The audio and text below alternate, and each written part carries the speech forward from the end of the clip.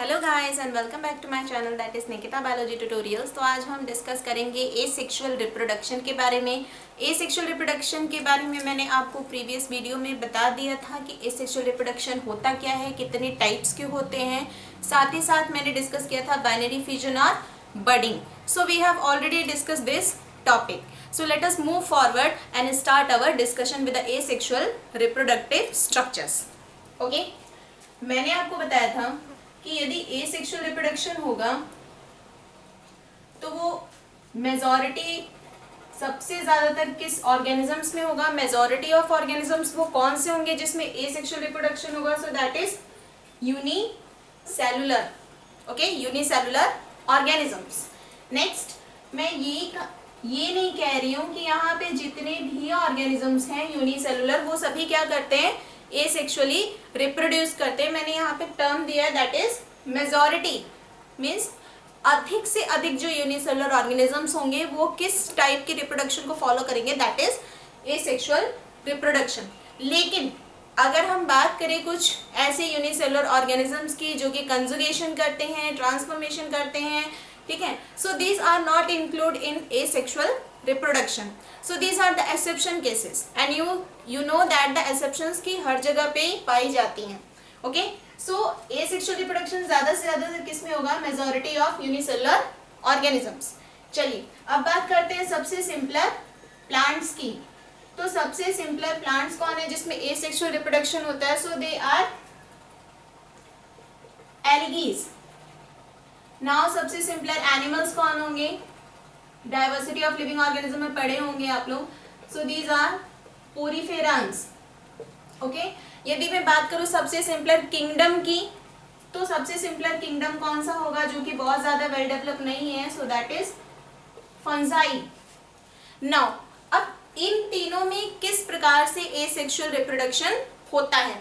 तो यहाँ पे एसेक्सुअल रिप्रोडक्शन होने के लिए जरूरी होता है कि कोई ना कोई पर्टिकुलर स्ट्रक्चर हो, that is your asexual structure which I already given here.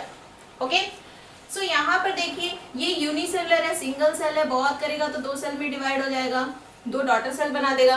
ये आगे चल के बहुत करेंगे तो ये भी 2 सेल में पर्टिकुलरली डिवाइड हो जाएंगे, लेकिन इससे ज्यादा ये कुछ भी नहीं करेगा। लेकिन अगर हम बात करें प्लांट्स की, दैट इज एल्गी, एनिमल्स की, दैट इज पोरीफेरा, और सबसे आपके सिंपलर डिवीजन की, that is fungus, sorry kingdom, that is fungus. तो इसमें क्या होता है कि कोई ना कोई एसेक्सुअल स्ट्रक्चर की जरूरत पड़ती है रिप्रोडक्शन प्रोसेस को करने के लिए। तो आज इसी एसेक्सुअल स्ट्रक्चर के बारे में हमें पढ़ना है जिनके द्वारा रिप्रोडक्शन होता है हमारे प्लांट्स में, एनिमल्स में और फंजाई में। Okay, so we don't talk about the unicellular, we just only talk about the simpler plants, simpler animals and the simpler kingdom, that is fungi. So let us start our discussion. So first यहाँ पर दिया गया है zoospore। Class 11th में बहुत बार नाम सुना होगा जूस्पोर, एप्लानोस्पोर, हैप्लानोस्पोर, कई सारे स्पोर का नाम सुना होगा। कुछ जो होते हैं मोटाइल नेचर के होते हैं, कुछ जो होते हैं नॉन मोटाइल नेचर के होते हैं। नाउ ये स्पोर किस नेचर का होगा देख लीजिए इसको। Zoo is related to animal. Okay, zoo में जाते होगे एनिमल्स को देखने के लिए, जू में जाते होगे घूमने के लिए। So zoo is related to animals and animals are motile in nature. Animals कैसे होते हैं? मोटाइल नेचर के होते हैं। ओके, अगर हम प्लांट्स और एनिमल्स में डिफरेंस देते हैं तो सबसे कॉमन डिफरेंस जो हम देते हैं, हम ये बताते हैं कि जो एनिमल्स होते हैं वो मोटाइल नेचर के होते हैं, जबकि जो प्लांट्स होते हैं वो नॉन मोटाइल नेचर के होते हैं। ठीक है, आपकी एनसीईआरटी की टेक्स्ट बुक में जूस्पोर को लेकर के बहुत ही बेस्ट एग्जांपल दिया हुआ है, दैट इज क्लेमाइडोमोनास का। ठीक है, जूस्पोर के साथ लिखा हुआ है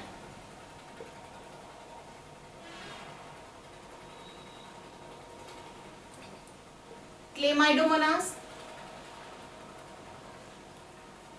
स्ट्रक्चर कुछ इस तरीके का है।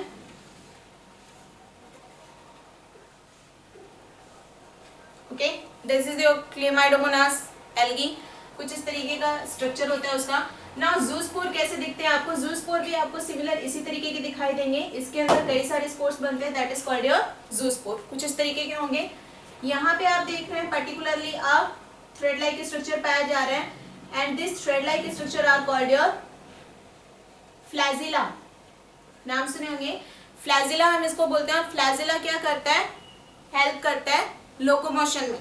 ओके, तो ये जो जूस्पोर होते हैं जब ये स्पोरेंजिया से रिलीज होते हैं, पर्टिकुलरली ये जो एल्गी है इसके पास स्पोरेंजिया है जिसमें कि ये स्पोर्स को धारण करके रखता है, कई सारे स्पोर्स होते हैं। जब ये स्पोरेंजिया से रिलीज होते हैं during the time of favourable condition, then this zoospore germinate and form a new Chlamydomonas. So this is the mode of asexual reproduction in algae Chlamydomonas with the help of zoospore. तो zoospore किस algae में पाया जा रहा है according to the NCERT, that is Chlamydomonas. Okay, now what is conidia? Conidia क्या होती हैं? So conidia are also a asexual structure. Conidia भी क्या है, एसेक्सुअल स्ट्रक्चर है जो कि मदद करती हैं एसेक्सुअल रिप्रोडक्शन में। अब ये किस में पाई जाती है, इसका कौन सा एनसीईआरटी में एग्जांपल दिया हुआ है, तो देख लीजिए एग्जांपल में दिया होगा पेनिसिलियम, जो कि फर्स्ट एंटीबायोटिक है जिसको अलेक्जेंडर फ्लेमिंग ने डिस्कवर किया था, पेनिसिलियम। पेनिसिलियम का स्ट्रक्चर आपको कुछ इस तरीके का देखने के लिए मिलेगा।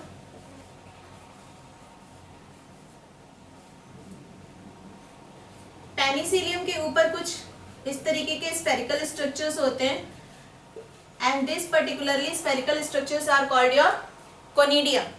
ओके, यहाँ पे मैं साइड में ड्रॉ कर दे रही हूँ।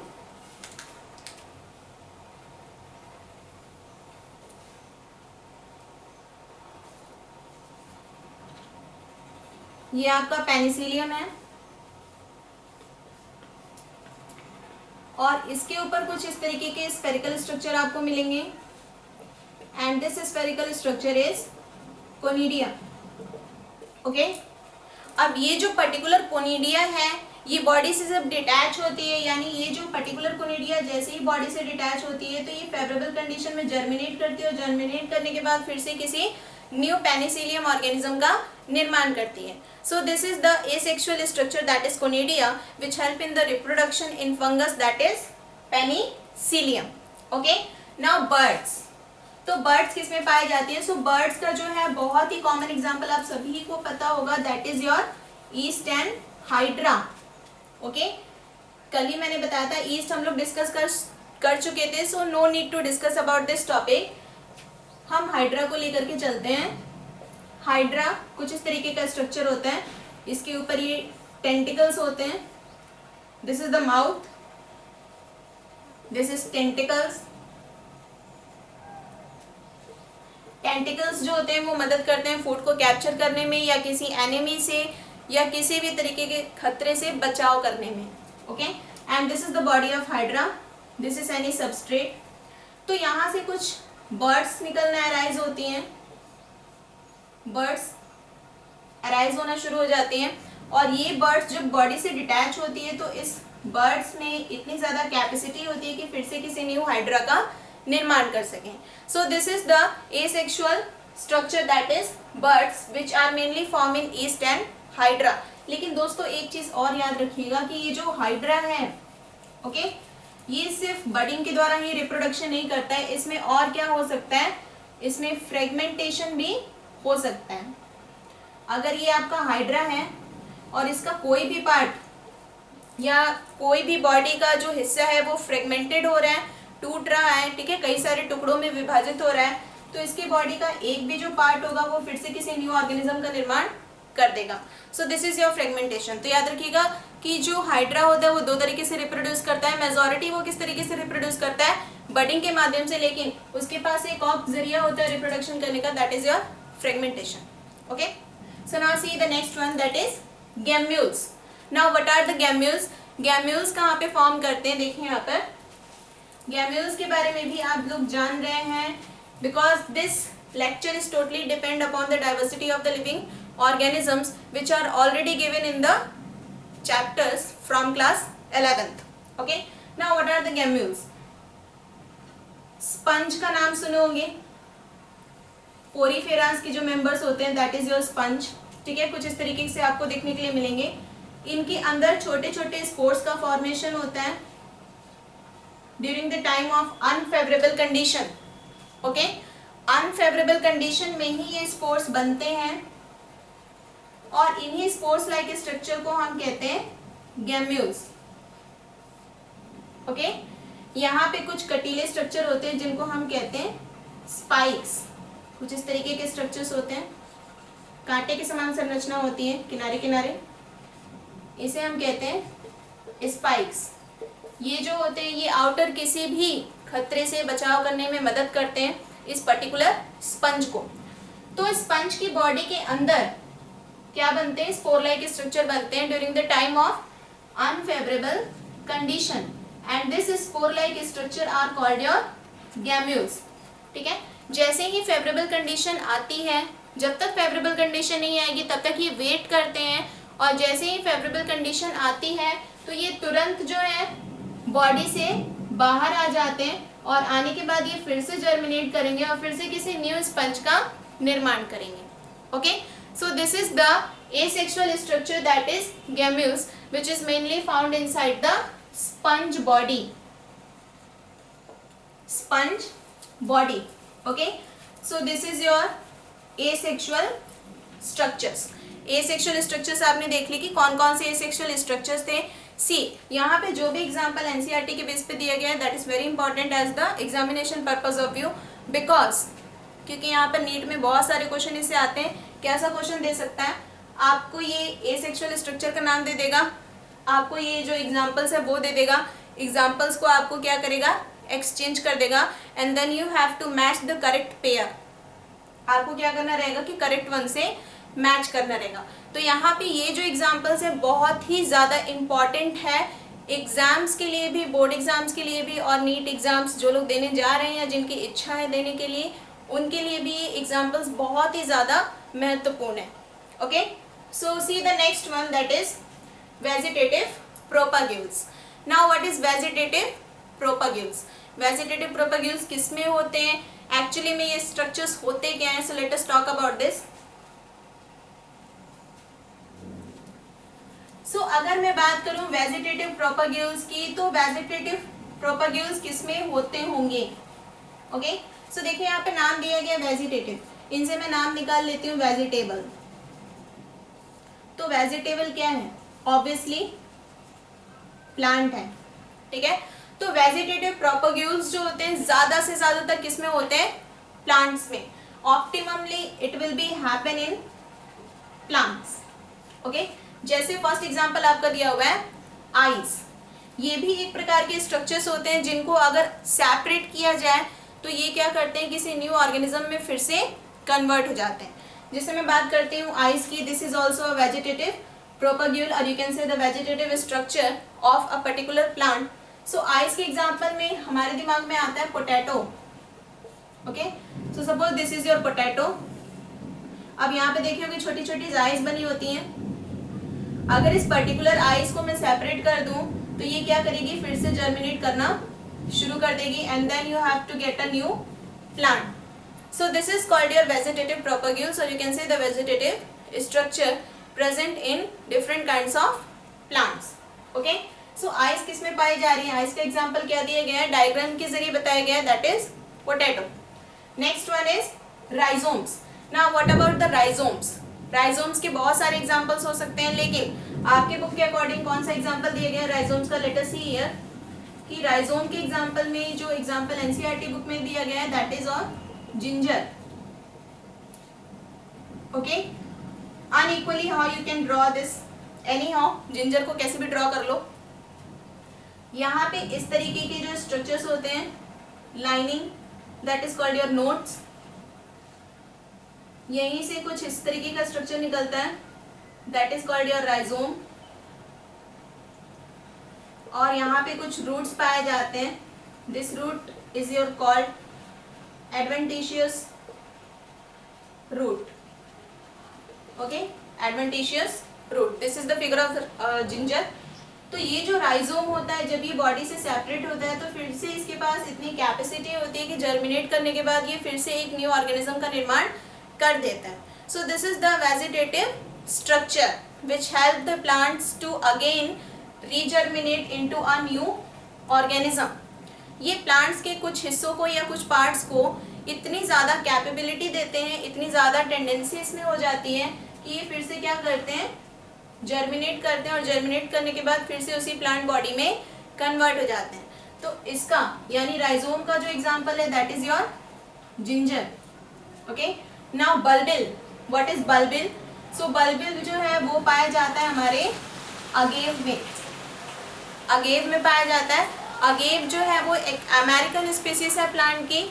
ओके, ये जो है ये मोनोकॉट प्लांट होता है और ज़्यादा से ज़्यादातर ये हॉट रीजन्स में ही पाए जाते हैं, जहाँ पे गर्म अवस्थाएं होती है वहाँ पर ये ज़्यादा से ज़्यादातर पाए जाते हैं। कुछ इस तरीके का स्ट्रक्चर होता है अगेव का।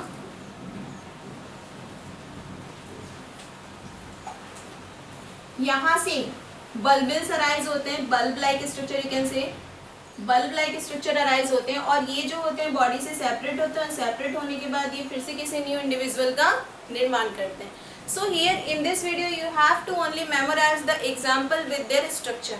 यहाँ पे आपको पर्टिकुलरली एग्जाम्पल्स को ध्यान देना है कि कौन कौन से एग्जाम्पल्स जोड़े गए हैं और उनमें कौन कौन सा स्ट्रक्चर जो है वो ऐड किया गया है। Okay, leaf birds, now what is leaf birds?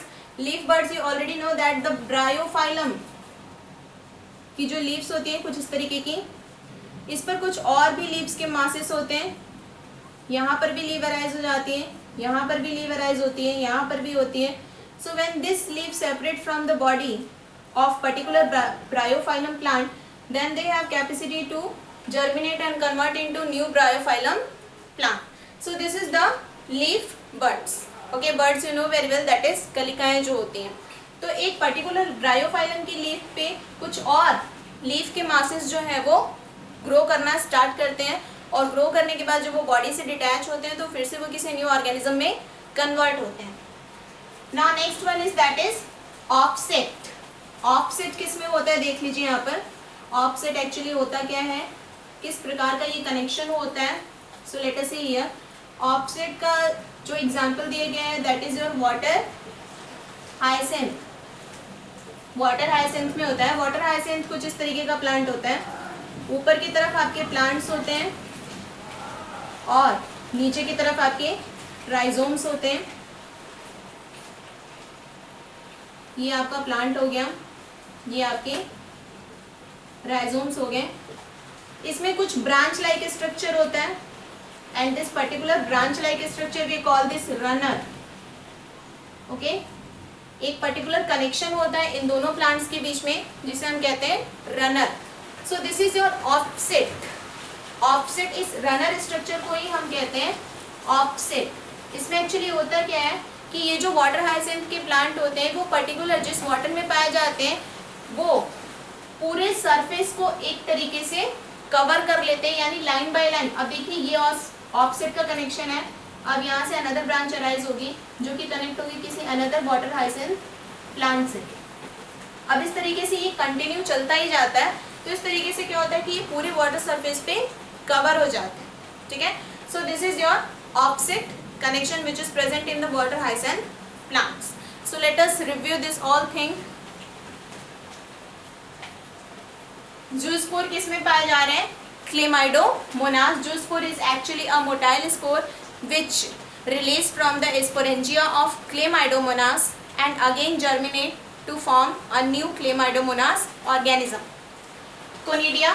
Conidia is the spherical structure which is present on the upper surface of penicillium. When a single conidia detach from the body, then it have capacity to regerminate and grow into a new penicillium. Birds बस पड़ता ही है east में, hydra में। ठीक है, birds जब body से detach होंगी तो फिर से किसी न्यू ऑर्गेनिज्म में कन्वर्ट हो जाएंगी। लेकिन हाइड्रा बर्ड बर्डिंग के द्वारा तो रिप्रोडक्शन कर रहा है, उसके साथ साथ और क्या होता है? Fragmentation. Gemmules that is particularly present in sponge. Okay, मैंने आपको बताया यहाँ पे गैम्यूल्स प्रेजेंट होते हैं स्पंज की बॉडी में। और ये जो गैम्यूल्स होते हैं ये एक्चुअली में होते क्या हैं? This is a type of spore जो कि फॉर्म होते हैं during the time of unfavourable condition. Till they wait, तब तक ये इंतजार करेंगे जब तक फेवरेबल कंडीशन नहीं मिलेगी। और जैसे ही फेवरेबल कंडीशन मिलती है इनको तो ये क्या करते हैं? बाहर आते हैं और बाहर आने के बाद ये फिर से जर्मिनेट करेंगे और फिर से किसी न्यू स्पंज का निर्माण करते हैं। So this is the gemmule formation. Now vegetative propagules, these are the almost a simpler structure which is present only in the plants. Vegetative मतलब वेजिटेबल से तात्पर्य मैंने लिया था, और वेजिटेबल्स की बात यदि हम करें तो वो किस में आएगा, ऑब्वियसली प्लांट्स में ही आएगा. तो आइस किस में पाई जा रही थी, पोटैटो में. जैसे कि मैंने आपको बताया कि ये कोई भी पोटैटो, इसके ऊपर कुछ ऐसी इस तरीके की आइज होती हैं. अगर एक को सेपरेट करके जर्मिनेट करवाओगे तो वो फिर से क्या करेगा, किसी न्यू इंडिविजुअल में कन्वर्ट हो जाएगा. Now rhizomes, that is ginger. यदि जिंजर से राइजोम्स निकलते हैं या सेपरेट होते हैं तो फिर से इसे न्यू इंडिविजुअल में कन्वर्ट होते हैं. Third one is bulbil, that is present in agave. Agave की बॉडी पे भी क्या होते हैं, बल्बिल अराइज होते हैं. कुछ इस तरीके के स्ट्रक्चर्स होते हैं अगेव के. यहाँ पर भी बल्बिल अराइज होते हैं, बल्ब लाइक स्ट्रक्चर. ये भी जब बॉडी से सेपरेट होते हैं तो फिर से किसी न्यू इंडिविजुअल में कन्वर्ट होते हैं. Leaf birds which is also present in the Bryophyllum. Bryophyllum में लीफ बर्ड्स पाई जाती हैं. Suppose this is a Bryophyllum plant which I already told you, और इसकी सरफेस पे कुछ और लीव्स अराइज होती हैं जिसे हम बर्ड्स बोलते हैं. और ये बर्ड्स जब सेपरेट होंगी तो फिर से किसी न्यू इंडिविजुअल में कन्वर्ट होती हैं. Okay, now offset I already told you, it is present in the water hyacinth. Water hyacinth में पाया जाता है. ये एक ब्रांच होती है जो कि आपस में कई सारे वाटर हाइसेंथ प्लांट्स को क्या करती है, कनेक्ट करती हैं. और इसके माध्यम से कई सारे वाटर हाइसेंथ प्लांट जो होते हैं पर्टिकुलरली किसी सरफेस एरिया को कवर कर लेते हैं. ओके, बहुत ही ज़्यादा लंबा डिस्टेंस हो जाता है, वो ग्रो करते हैं और पर्टिकुलरली किसी सरफेस एरिया को वो कवर कर लेते हैं. तो कई सारे वाटर हाइसेंथ प्लांट इसके ज़रिए भी जर्मिनेट करते हैं. अब जैसे ये है आपका, तो यहाँ से ये ब्रांच निकली आपकी which is called your runner. अब इसके द्वारा किसी न्यू वाटर हाइसेंथ प्लांट का निर्माण होगा, ये इससे कनेक्ट हो जाएगी. Then here it is also form a branch like structure और रनर लाइक स्ट्रक्चर.